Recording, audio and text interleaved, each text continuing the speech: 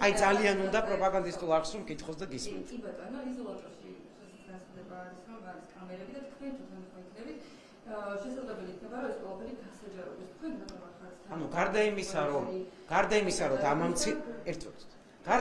დამამცირეს და იძალადეს, თქვენ ახლა გინდათ რომ ეს ჩემი დამამცირებელი კადრები კიდე გამოაქვეყნოთ? ძალიან სამწუხაროა რომ თქვენ იმეორებთ ამ ძალიან უხერხულ კითხვას. გისმენთ? არ მინდა უბრალოდ გეკითხოთ. გავიგე, გიპასუხეთ. ხო გიპასუხეთ.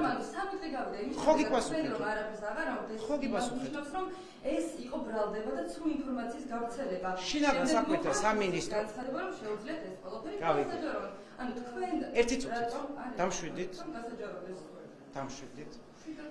არა ხარ ჩვიდათ და არც უნდა იყოს ჩვიდათ, იმიტომ რომ ამ მსგავსი კითხვების გამეორება, მსგავსი დავალებების შესრულება ძალიან სამწუხაროა.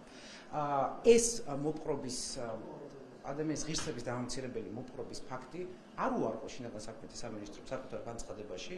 მათ ცადეს რომ ეს აეხსნათ რაღაცა ნივთიერების ჩემი გამოწერილი წამლის სადღაც ექსპერტიზაზე წაღებას. მე კატეგორიულად არ ვთანამშრომლობ და არ ვითანამშრომლებ არც ერთ ოფიციალურ სტრუქტურასთან.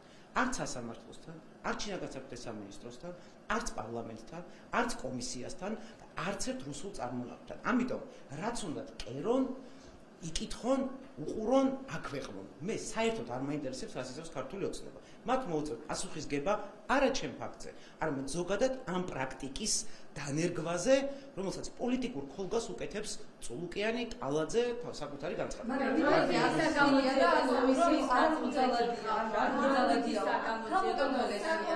მართლა არ გწვენიათ ახლა. მართლა არ გწვენ. გითხარით ახლა რაც მოხდა და რამდენი ხანი ვლაპარაკობ. რა გინდათ ახლა რომ გაშიშვლების კადრები მოვითხოვო რომ გამოაქვეყნონ?